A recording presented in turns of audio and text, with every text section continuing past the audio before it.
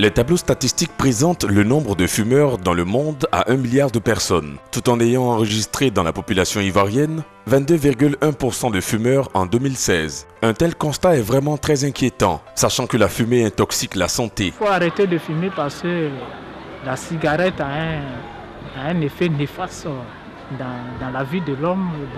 En quelque sorte, la cigarette elle-même, c'est du poison. Ça détruit l'homme, l'organisme à petit feu. On doit arrêter de fumer parce que ce n'est pas bon pour l'organisme et ça gâte le poumon. La cigarette peut nous causer des maladies telles que le cancer des poumons. Je pense que c'est la principale maladie même qui tue beaucoup les fumeurs. Il faut arrêter de fumer parce que la fumée, non seulement tue à petit feu et donne plusieurs maladies graves. Plusieurs mesures ont été prises, mais on constate que dans la société, aucune mesure n'est appliquée. Je pense que ce n'est pas respecté parce que je vois toujours les gens fumer.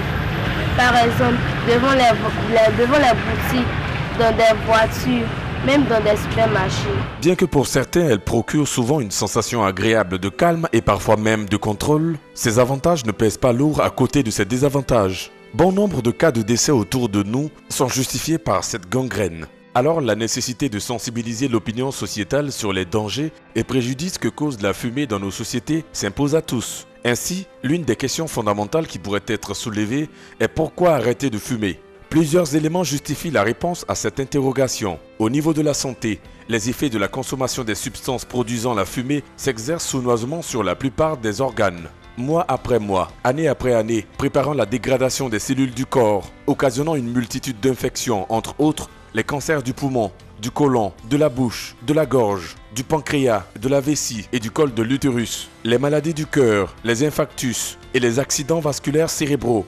l'ostéoporose qui est l'amincissement des os. Fumer affaiblit aussi le système immunitaire, réduit la quantité de vitamine C dans l'organisme, augmente les troubles de l'érection et diminue la fertilité.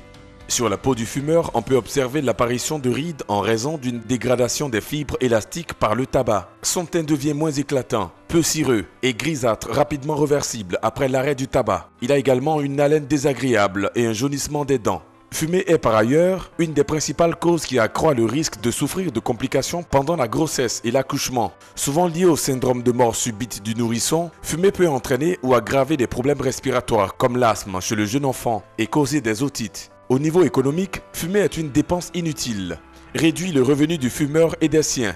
Le financement par l'État des actions de prévention de tout consommable produisant la fumée et de protection des non-fumeurs pourrait servir à lutter contre la pauvreté. Au niveau de la société, les fumeurs font de leur entourage des fumeurs passifs, les exposant aussi à la plupart des risques de santé qu'ils encourent.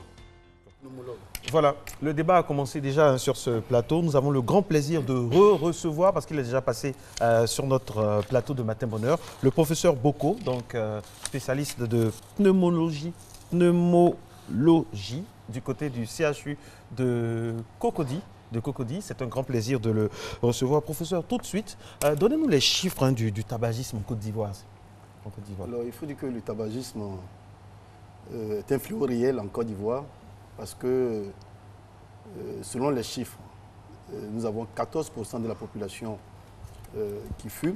Donc, toute la Côte d'Ivoire, il y a 14%. C'est-à-dire que sur 100 personnes, il y a 14 qui fument. Mais là, ça, c'est de façon générale. Mais lorsque nous prenons des secteurs en agglomération, par exemple à Abidjan, à Bouaké, le taux est plus élevé. Donc on tend vers 22%. Et même il y a des secteurs où on est à 35%. Wow. Voilà. Donc ça dépend des secteurs d'activité. Je suis le chauffeur de Baka et taxi, nous sommes aux alentours de 60%. Donc, plus de la moitié. Voilà. Maintenant, en milieu scolaire, ce que nous craignons, c'est que les sujets, les jeunes, fument de plus en plus. Et les études montrent que à Abidjan, les jeunes sont aux alentours de 19%. Et les filles aussi ont commencé à fumer aux alentours de 13%. Donc vous voyez que c'est alarmant ces chiffres pour dire que nous sommes en train de causer des problèmes parce que le tabac a des complications. C'est un vrai problème de santé publique. Voilà. Et quand vous parlez de jeunes, les élèves jeunes filles, jeunes garçons, est-ce qu'on a un âge ces jeunes-là commencent à fumer autour de quel âge? Oui, avant c'était aux alentours de 17 ans, 18 ans. Mais aujourd'hui c'est plus précoce. 13 ans, ça commence, 14 ans. Alors ça s'explique parce qu'avant on avait peur des parents Et puis on rentre tardivement au collège, donc on ne peut pas fumer devant les parents. Donc c'est à 17 ans, 16 ans, 17 ans qu'on commence. Mais maintenant, c'est plus précoce d'aller à l'école à 13 ans. À 12 ans, on est au collège. Et donc, on échappe au regard des parents et donc on fume. Le constat est clair. Là, on a vu que le postulat fait peur, hein, surtout pour notre pays. J'imagine même pour les pays dits développés, ce que ça peut causer. Pourquoi arrêter de fumer? En quoi le fait d'arrêter de fumer peut nous faire du bien? Oui, en fait, d'abord, le premier élément, c'est la santé. Si vous arrêtez de fumer, vous avez la santé. Parce qu'une cigarette fumée a des dégâts. Ici, vous voyez que sur les paquets, on met abus, mais ce n'est pas l'abus. Une seule cigarette cause des dégâts dans notre organisme. Et donc, arrêtez de fumer, vous avez la santé. Vous évitez certaines pathologies, les cancers, vous évitez bien des choses qu'on souvent on ne connaît pas. Il y a bien de l'ignorance. On parlait tout à l'heure, avant l'émission, on disait que le tabac va altérer la beauté, le tabac entraîne des problèmes cardiaques, le tabac agit sur même la fécondation, sur, au niveau sexuel, etc. Donc le tabac a beaucoup bien des effets néfastes. Donc arrêter, déjà, ça vous donne la santé. Le deuxième point, c'est que si vous arrêtez, ça vous donne aussi, sur le plan économique, quelque chose. Parce que vous imaginez, si vous fumez un paquet de cigarettes, 20 cigarettes par jour, vous voyez ce que ça fait. On sait que le prix du paquet passe entre 600 et 1000 francs. Voilà, donc vous voyez que sur le plan économique, vous gagnez, sans oublier que vous gagnez dans l'achat des médicaments. Puisque, lorsque vous fumez, vous avez certaines maladies telles que les infections respiratoires, ça c'est fréquent, ou bien même un infarctus du cœur. Vous savez ce que c'est que l'infarctus, ça coûte excessivement cher. Vous êtes en soins intensifs et vous-même vous payez les médicaments. Donc c'est clair que si vous arrêtez, ça vous fait de l'uricomie, ça vous fait la santé et bien d'autres. Aux alentours de vous, vous avez... Ça ne fait pas grossir? Arrêter? Non, ça fait... En fait, c'est ce qu'on dit. Ça fait partie des... Voilà. Oui, c'est-à-dire que si vous arrêtez, celui qui fume ne mange pas bien. Voilà. Donc si vous arrêtez, vous allez manger correctement, vous allez avoir le poids qu'il faut. Alors, mais toujours est-il que si vous pensez que vous grossissez trop, vous pouvez vous approcher des médecins et ils vous donneront des conseils. Pour parler des effets de la cigarette, justement, il paraît que le fait de fumer provoque une agueusie, une perte donc de goût, ce qui fait que quand le patient arrête de fumer, il retrouve le goût de la nourriture, ce qui fait qu'il mange beaucoup et c'est ce qui explique la prise de poids. Oui, la prise de poids, mais en fait, vous retrouvez votre poids normal. Parce que le sujet qui fume, il est maigre, il perd du poids, il ne mange pas correctement, effectivement, comme vous l'avez dit. Il perd l'appétit. Et on appelle souvent la cigarette comme coupe-faim. Et souvent, les jeunes le savent très bien. C'est pourquoi, lorsqu'on leur donne 100 francs, ils préfèrent prendre une cigarette à 25 francs et puis, bon, il a 75 parce qu'il n'aura plus faim. Alors donc, effectivement, l'effet des substances sur la muqueuse va altérer la muqueuse et donc ça ne nous donne plus de goût, on ne sent pas bien les odeurs, etc. Professeur Boko, on assimile souvent la cigarette à la virilité pour les hommes, à la confiance pour les femmes, à la grande confiance en soi. Et pourtant la cigarette a des effets néfastes, notamment sur l'érection au niveau des hommes, sur la fécondité, dans tous les cas possibles. Vous là-dessus? En fait, au début, c'est-à-dire que lorsqu'on regarde dans l'histoire du tabagisme, effectivement, on disait que le tabac, c'était la substance des hommes forts, voilà, pour s'affirmer. Et même aujourd'hui, les études montrent que les jeunes qui fument, ils pensent qu'en fumant, c'est pour s'affirmer, pour dire qu'ils sont devenus grands. Mais en réalité, le tabac a un impact, les substances vont agir sur les vaisseaux et vont entraîner un rétrécissement des vaisseaux. De sorte que tous les organes qui sont vascularisés par des petits vaisseaux, donc où les vaisseaux sont de petite taille, vont être obstrués. C'est ce qui explique qu'on peut avoir un AVC. C'est ce qui explique qu'on peut avoir un infarctus du cœur. C'est ce qui explique qu'on peut avoir aussi une impuissance sexuelle, en fait, une faiblesse sexuelle qui peut aller jusqu'à une impuissance sexuelle. Parce qu'au niveau du pénis, c'est les vaisseaux, les petits vaisseaux, c'est ce qu'on appelle le corps caverneux, donc qui va entraîner, c'est l'afflux du sang qui entraîne l'érection. Or, si ces vaisseaux sont bouchés, il va sans dire que l'érection ne sera pas correcte et par conséquent, il va être... La vie sexuelle s'en trouve dégradée. Maintenant, sur la fécondité, effectivement, chez la femme aussi, et comme chez l'homme, il faut dire que le tabac, les substances du tabac altèrent le matériel génétique. Et des fois, ça empêche donc une mauvaise mobilité des spermatozoïdes et aussi ça entraîne des malformations puisque ça va altérer le matériel génétique. Donc si vous avez des gènes qui seront lésés, ou bien qui vont avoir des mutations, alors l'enfant va naître avec des complications, parfois une malformation. Alors donc c'est pour vous dire, si vous voulez que je rappelle, c'est que le tabac contient plusieurs éléments. Et aujourd'hui on parle de plus de 4000 substances et des substances toxiques. On parle de goudron, on 4 parle 000, de 4 000, javel. Voilà. Il y a presque tout dedans. Alors le tabac seul, c'est-à-dire que la cigarette, lorsque vous fumez, les déchets que vous rejetez, c'est plus grave que ce que l'usine, c'est-à-dire par composition, ce qu'une usine pourrait dégager. Donc c'est vraiment grave. Oh. Alors justement, docteur, pour parler de ce qu'on rejette, hein, on parle souvent de tabagisme passif. Pour ceux qui ne fument pas, qui sont non-fumeurs, mais qui vivent avec des fumeurs ou qui sont souvent en compagnie de fumeurs, on a tendance à dire que le tabagisme passif est aussi grave que le tabagisme actif parce qu'on inhale finalement les mêmes composés de la cigarette alors qu'on n'y touche même pas. Oui, en fait, c'est le problème. C'est une triste réalité. C'est-à-dire que lorsque vous fumez, ou du moins si vous êtes à côté d'un fumeur, la cigarette, la fumée qui va exhaler, c'est-à-dire que va ressortir, cette fumée, vous allez inhaler aussi.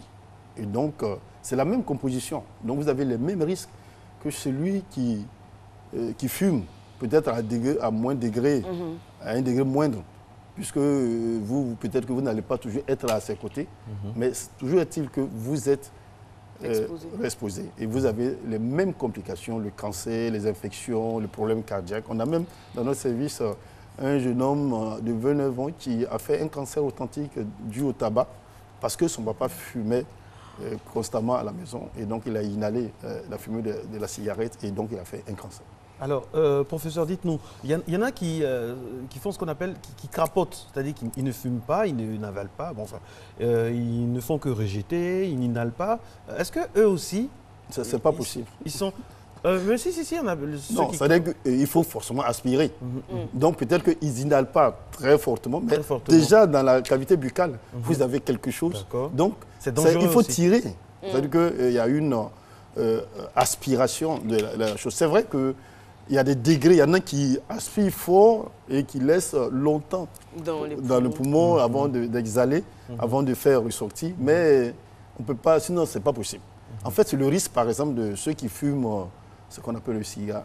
Exactement. Voilà. Eux, enfin, ceux-là, c'est des bluffeurs. En général, ils mettent comme ça. Mais le risque, c'est que c'est dans la bouche, c'est toujours en contact avec... Est-ce que le risque est le même que ceux qui le font de façon même intensive? C'est plus grave, le cigare. Ah oui, hein. Ouais. Parce que vous êtes obligé, en fait, si vous regardez bien le bout, chaque fois, vous êtes obligé d'aspirer pour ne pas que ça s'éteigne. Oui, voilà. exactement. Donc, vous tirez, même si ce n'est pas pour tirer longtemps, vous tirez, mais c'est gros. Et jusqu'à ce que vous avez à terminer, donc ça devient beaucoup plus... Alors, et puis, la composition, c'est alcalin, donc ça va beaucoup plus loin et ça a un impact aussi. Alors, pour parler justement du tabagisme passif, on va revenir sur le cas que vous avez évoqué et parler des enfants. Il ne faut jamais fumer dans une pièce où se trouvent des enfants ou un enfant. Il ne faut jamais le faire. Parce que les enfants, déjà, sont plus fragiles que l'adulte qui fume, les plus exposés à certaines maladies. En plus, quand on fume à côté d'un enfant qui inhale. Et il y a des enfants qui fument également, enfin, qu'on fait fumer. On donne l'argent à un petit garçon de 5, 6, 7 ans, on dit va m'acheter une cigarette. Il va, soit il allume, soit le boutiquier allume, et l'enfant, forcément, obligé d'aspirer. Voilà, il est obligé d'aspirer, il est tenté de le faire. Et puis, il y a des parents qui envoient des enfants acheter des cigarettes allumées. Oui, en fait, c'est un peu le problème, c'est un peu ce qui fait partie de la loi, de la convention cadre que l'OMS veut faire signer. C'est-à-dire que fait de sorte que jusqu'à 16 ans, à moins de 16 ans, que l'enfant ne soit pas en contact de la cigarette. Parce que dans les pays pauvres, dans les pays en voie de développement, la cigarette s'est vendue par bâton. Et n'importe qui peut acheter. Et souvent, ce sont les enfants même qui vendent la cigarette. Et des fois, les parents aussi disent, quand ils n'ont plus d'allumettes, va allumer ma cigarette sur le feu. Et donc, l'enfant est obligé d'aspirer. Et des fois, ils mettent le mégot. Là, l'enfant est obligé de prendre pour fumer. Alors, chez les enfants, c'est particulièrement grave. Parce qu'un enfant, il est en croissance. Donc, lorsque les substances de tabac vont intégrer son système de croissance, alors sa croissance va être altérée. Voilà, il y a eu des études... Il est plus fragile en plus. Il est plus fragile. Ils font beaucoup d'infections, donc les infections respiratoires. Et aussi, ça agit sur leur développement. Ça ralentit le développement des enfants. Et puis, sur le plan intellectuel aussi, les enfants sont moins nantis que ceux qui ont des parents qui ne fument pas. Ça joue beaucoup sur la concentration. Alors, professeur, vous êtes un professeur éminent, reconnu en Côte d'Ivoire. On vous associe généralement à tout ce qui est discussion pour la lutte contre le tabac. Mais nous ne sommes pas dans un monde de bisounours. Nous sommes dans la réalité. Le lobby donc, du tabac est très puissant, surpuissant. Qu'est-ce que vous pouvez face à ce lobby-là? Il ne faut d'ailleurs même pas de publicité directe, mais regardez un peu comment tout le monde est accro. Ils jouent sur nos peurs, ils jouent sur le stress. Comment on fait pour lutter contre ça? Ça fait partie aussi de la démarche. Oui, effectivement, mais le problème, chaque fois c'est posé, on se demande, mais est-ce qu'il ne faut pas arrêter de fabriquer la cigarette? Mais ce n'est pas possible. Pourquoi? Ce n'est pas possible parce que déjà, le tabac est considéré, la cigarette est considérée comme un produit licite, qui est donc accepté dans notre pays et même partout, dans tout le monde. Et peut-être que c'est dû au fait qu'au début, le tabac était considéré comme une substance, une plante qui faisait beaucoup de bien. Mais aujourd'hui, avec la science, on s'est rendu compte que le tabac est dangereux. Mais on ne peut pas arrêter aussi parce qu'il y a des fumeurs qui sont dépendants. Donc on ne peut pas leur dire ne fumez plus.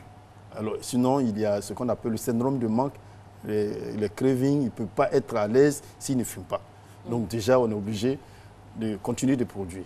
Alors, ce que nous, on préconise, c'est que ceux qui fument, il faut les aider à arrêter.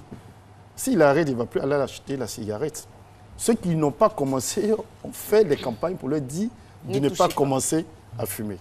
Et aujourd'hui, vous voyez, il y a bien des lois qui sont en train de marcher. Pour nous, nous avons de l'espoir. Nous avons beaucoup d'espoir parce qu'avant, on avait les sponsoring des sports par le tabac, on avait les panneaux de publicité partout. Mais aujourd'hui, ce sont des choses qui sont en train de disparaître.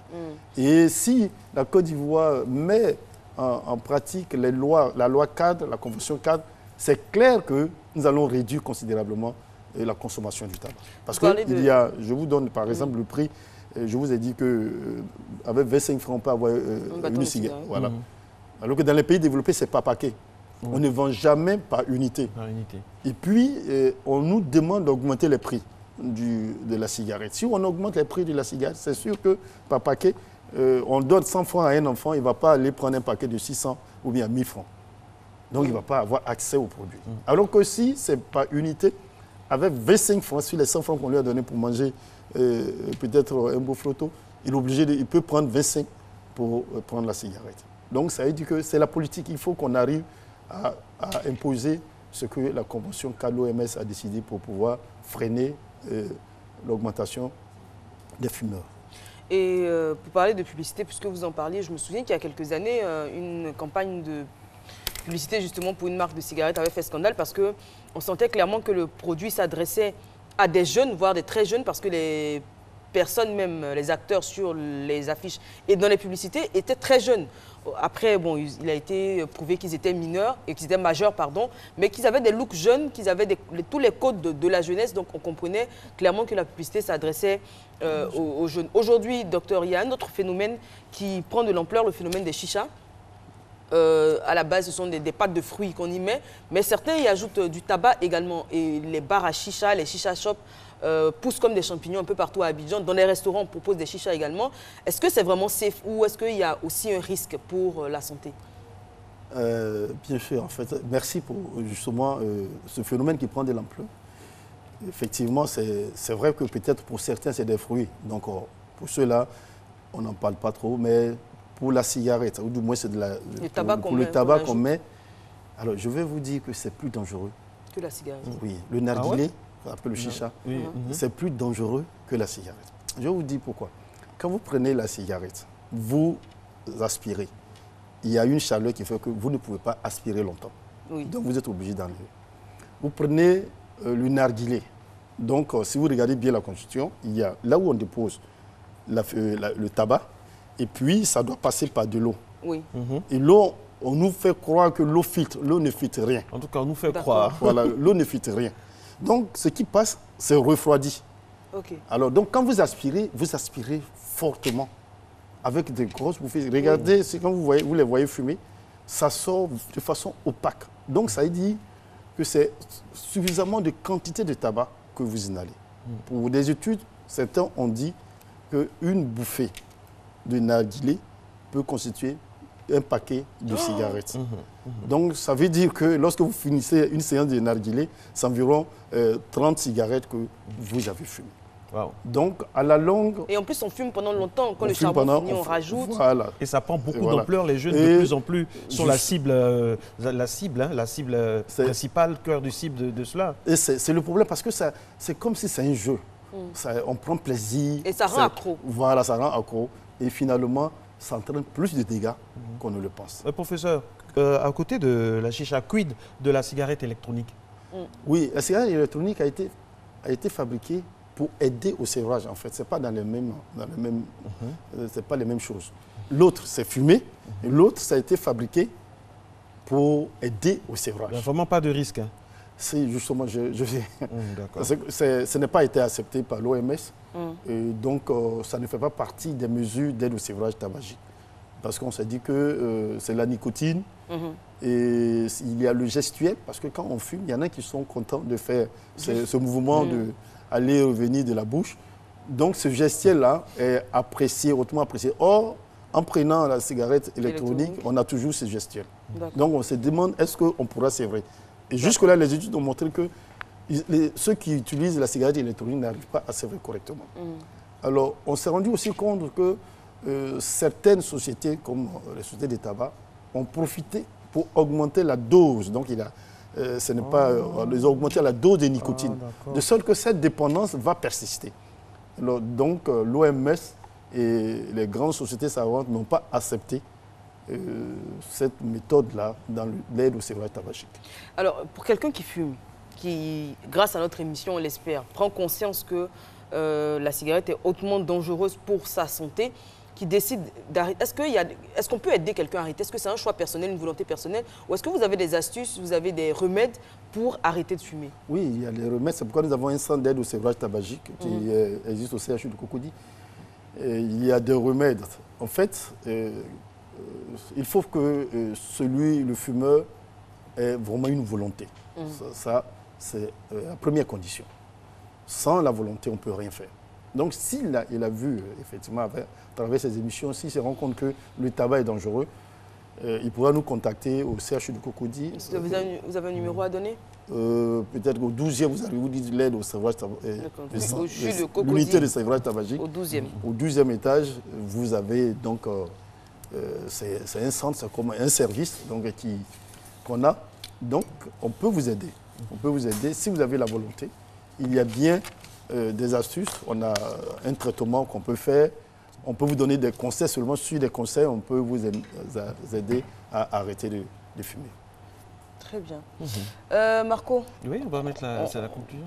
Pour conclure, hein, on va dire, et sous le contrôle du professeur Boko, que la cigarette est hautement toxique, même pas dangereux, toxique pour la santé, déjà de celui qui fume, également de l'entourage.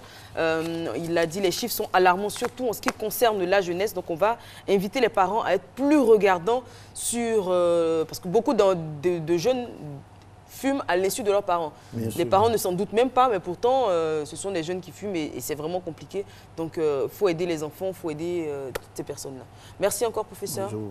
Et puis, on vous retrouve bientôt. Que la population va prendre conscience de... Voilà. Très bien. En tout cas, merci à vous. Merci pour ce que vous faites, pour le combat que vous menez avec vos pairs, pour la prévention et surtout pour la lutte contre le tabagisme dans notre pays. Merci également à vous. On aimerait souhaiter un très joyeux anniversaire à une de nos sœurs du matin, Soro Lydie. 1 an de plus, elle est caméra woman ici à la RTI. On lui souhaite plein de bonheur et beaucoup de bisous.